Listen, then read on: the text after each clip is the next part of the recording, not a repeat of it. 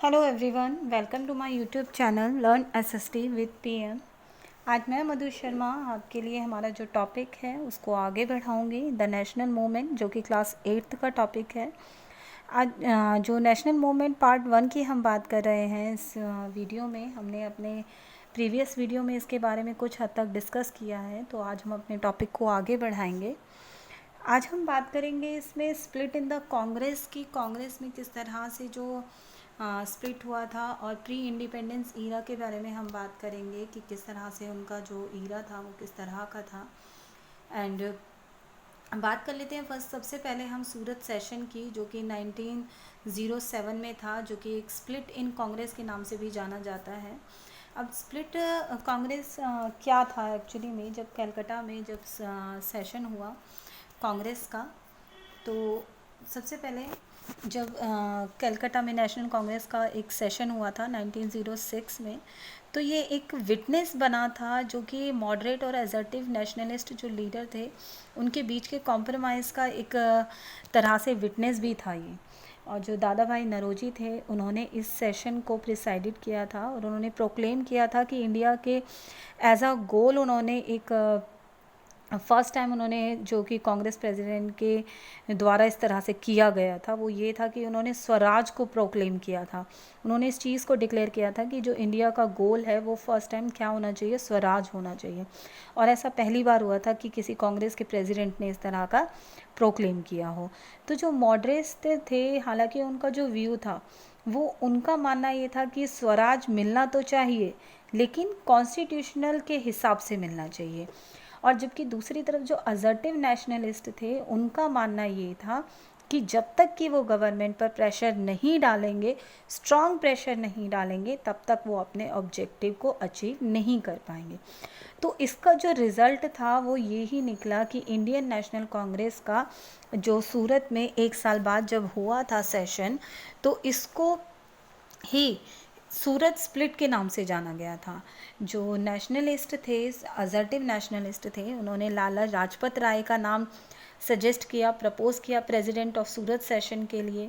और जो मॉडरेट थे, उन्होंने रास बिहारी घोष का नाम प्रपोज़ किया था। तो जब सूरत का सेशन जब दिसंबर 1901 में जब शुरू हुआ, तो ये बहुत ज़्यादा कन्फ्यूजन हो गई इसके बीच में, क्योंकि जो असर्टिव नेशनलिस्ट थे उन्होंने नाम दिया था लाला लाजपत राय जी का, और जो मॉडरेट थे उन्होंने नाम दिया था रास बिहारी घोष जी का। तो ये बहुत ही ज़्यादा कन्फ्यूजन हो गई थी सभी के लिए। तो इंडियन नेशनल कांग्रेस जो था उसके बीच में स्प्लिट हो गया वो। और 9 सालों के बाद में, जो 9 सालों तक जो असर्टिव नेशनलिस्ट थे, उन्होंने अपने आप को इंडियन नेशनल कांग्रेस से दूर रखा। अब इस चीज़ का जो स्प्लिट का जो एडवांटेज था वो गवर्नमेंट ने लिया, किस तरह से कि जो कैंपेन, एक रिप्रेशन का जो कैंपेन था, दैट मीन्स दबाव का जो कैंपेन था, वो लॉन्च करके। और 1908 में बाल गंगाधर तिलक को ट्राइड कर दिया गया और उनको 6 मंथ के लिए जेल में डाल दिया गया। और जो बाकी के जो लीडर थे, जो लाला लाजपत राय, सरदार अजीत सिंह, उनको बर्मा के लिए डिपोर्ट, जो कि आज म्यांमार है, उसमें बिना किसी ट्रायल के उनको डिपोर्ट कर दिया गया। तो ये था अब एक सूरत स्प्लिट के बारे में। आगे बात कर लेते हैं पार्टीशन ऑफ बंगाल के लिए। पार्टीशन ऑफ बंगाल का, जैसे कि आप अपने मैप में देख सकते हैं कि किस तरह से बंगाल को पार्टीशन किया गया था ईस्ट और वेस्ट के बेसिस पर।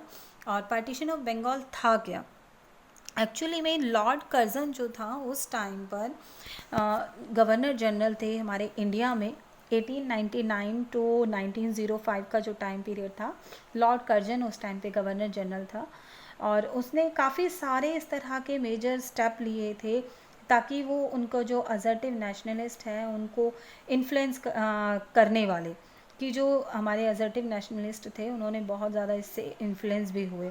और जो फाइनल एक्ट था ब्रिटिश का, वो सबसे बड़ा फाइनल एक्ट था पार्टीशन ऑफ बंगाल का। अब इसके लिए रीज़न क्या थे, उन्होंने जो रीज़न थे वो ये बताए कि गवर्नमेंट ने एक तो इसके साइज़ को रीज़न बता दिया कि जो इसका साइज़ है बंगाल का वो बहुत बड़ा है, तो इसको एडमिनिस्टर करना बहुत ज़्यादा परेशानी वाला हो जाता है, कि सिंगल प्रोविंशियल के तौर पर अगर इसको करते हैं तो बहुत ज़्यादा दिक्कत हो जाती है। तो आर्ग्यूमेंट उन्होंने यही प्रेजेंट किया कि इसके फेवर में कि जो इसका अगर पार्टीशन करेंगे तो एडमिनिस्ट्रेशन जो है वो इम्प्रूव हो जाएगा। तो इसीलिए उन्होंने इसको 2 प्रोविंसेस में इसको पार्टीशन किया और जो न्यू प्रोविंस था उसको ईस्टर्न बंगाल के नाम से जाना गया, बताया गया। इसका जो एरिया था ईस्टर्न बंगाल का वो था लगभग 106,000 स्क्वायर माइल्स का और इसकी जो पॉपुलेशन थी वो 31 मिलियन थी। इसकी जो कैपिटल है उसको ढाका के नाम से रखा गया जो कि आज की डेट में ढाका है। और बंगाल का जो पार्टीशन था वो 16 अक्टूबर 1905 में उसको इफ़ेक्टिव कर दिया गया। अब इसके मोटिव क्या दिए गए, लॉर्ड कर्जन ने इसके कुछ इविल मोटिव थे इसके पीछे। मोटिव तो एक तो ये था कि जो सॉलिडिटी जो ग्रोइंग हो रही थी बंगाली में, जो नेशनलिज्म की फीलिंग जो आ रही थी वो उसको तोड़ना था। दूसरा, जो बंगाली पीपल थे उनके बीच में, हिंदू और जो मुस्लिम के बीच में जो एकता थी उसको तोड़ना लॉर्ड कर्जन की एक नीति थी, वो उसके इविल मोटिव्स थे। तो ये उनके मोटिव्स हो गए। अब ये जो मेजर रीजन, जैसे कि मैंने आपको बताया कि एक तो बंगाली नेशनलिज्म की रूट्स को ख़त्म करना था, तोड़ना था। डिवाइड एंड रूल की पॉलिसी उन्होंने डाल दी थी कि ताकि हिंदू मुस्लिम के बीच में दरार पड़ जाए और जो ब्रिटिश राज की जो मजबूती है उसको भी दिखाना उन्हें ज़रूरी था। तो ये न्यू प्रोविंस जो थे ये ईस्टर्न बंगाल, जिसको बांग्लादेश के नाम से जाना जाता है आज के समय में, और जो मुस्लिम थे जहाँ पर उनकी मेजॉरिटी थी, और जो दूसरी तरफ जो वेस्ट बंगाल है जिसे आज भी हम वेस्ट बंगाल के नाम से ही जानते हैं और हमारे इंडिया का ही पार्ट है वो, उसमें ग्रेट मेजॉरिटी जो थी वो हिंदूज़ की थी। तो इस तरह से इन्होंने जो पार्टीशन किया था वो हिंदू मुस्लिम के बेसिस पर ही किया गया था। आगे बारी आती है स्वदेशी मूवमेंट की।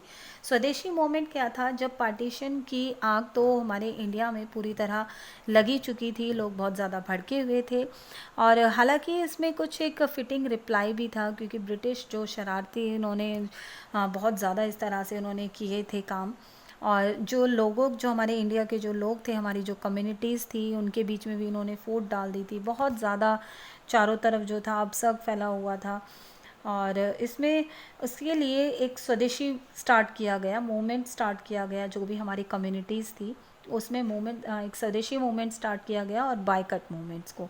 इनफैक्ट जो स्वदेशी और बायकट थे वो दोनों एक साथ ही चले थे। बाल गंगाधर तिलक ने इसमें बोला था कि जब हम स्वदेशी अपनाएंगे तभी हम विदेशी को बायकट करेंगे, दैट मीन्स उनको हटाएंगे। क्योंकि अगर वो स्वदेशी चीज़ों को अपनाते हैं, अगर वो विदेशी चीज़ों को बायकट करते हैं तो उससे पहले उनके लिए स्वदेशी चीज़ें तैयार रहनी चाहिए थी। तो लोगों ने बॉन फायर, उन्होंने जो चीज़ें थी वो जलाना शुरू कर दिया था, जो विदेशी चीज़ें थी। खुलेआम इस चीज़ का लोगों ने, बहुत सारे लोगों ने इसका खुलेआम बहिष्कार किया, कुछ लोगों ने छोटे तौर पर बहिष्कार किया इसका। तो जो स्वदेशी मूवमेंट था वो बंगाल में बहुत ही स्ट्रॉन्गेस्ट चला और इसकी जो आवाज़ थी, जो इसकी गूंज थी वो चारों तरफ गूंजी थी। तो आप जैसे कि पिक्चर्स भी देख सकते हैं कि स्वदेशी मूवमेंट की ये कुछ पिक्चर्स भी हैं जिस तरह से काम हुए थे उस टाइम पर। आगे आती है रिएक्शन किस तरीके का था, स्वदेशी मूवमेंट का जो इम्पैक्ट था वो क्या क्या पड़ा। अब स्वदेशी मूवमेंट, क्योंकि एक तरह से जो ब्रिटिश के जो क्लॉथ्स थे, अदर जो सामान था उनका, उस पर, उसकी बिक्री पर बहुत ज़्यादा असर पड़ा उसका। स्वदेशी भंडार जो थे, सामान बिक रहा था क्योंकि इंडिया के ही वो खुल चुके थे, जो स्वदेशी भंडार थे वो सभी के लिए खुल गए थे अलग अलग जगहों पर। और जो एंटी पार्टीशन मूवमेंट था वो भी धीरे धीरे नेशनली मूवमेंट में बढ़ता चला गया, उसमें भी ज़ोर पकड़ लिया। और जो हमारी सोसाइटी के जो सभी सेक्शंस थे उन्होंने ब्रिटिश राज को डिसलाइक करना शुरू कर दिया और सभी इकट्ठे होने शुरू हो गए। और जो वंदे मातरम का जो स्लोगन था वो चारों तरफ गूंजने लग गया। लेकिन जो लोग थे वो अभी भी बहुत सारी जगहों पे ऐसे बहुत सारी चीज़ें थी कि जो ब्रिटिश गवर्नमेंट का जो प्रेशर था वो लोगों के ऊपर हो भी रहा था, उसको दबाने की कोशिश की जा रही थी। तो ये ब्रिटिश गवर्नमेंट का रिएक्शन था कि किस तरीके से उन्होंने रिएक्ट किया इस पर। बहुत सारे लीडर्स को अरेस्ट किया गया, उनको डिपोर्ट कर दिया गया और जो एजुकेशन इंस्टीट्यूट थे उनको कैंसिल कर दिया गया स्वदेशी मूवमेंट के सस्पेक्शन में। और जो पीसफुल और जो नॉन वायलेंट जो चीज़ें चल रही थी, लाठी चार्जेस किए गए उन पे, जो प्रोटेस्टर्स थे उनको भी अरेस्ट किया गया, जेल में भेज दिया गया। तो कहने का मतलब ये है कि ब्रिटिश गवर्नमेंट पूरी हिल चुकी थी इसमें। आगे बारी आती है इसमें बाइकर स्वदेशी मूवमेंट के बाद में बारी आती है हमारी, आज हम बस इतना ही डिस्कस करेंगे। Thanks for watching this video. Please like, share and subscribe my channel.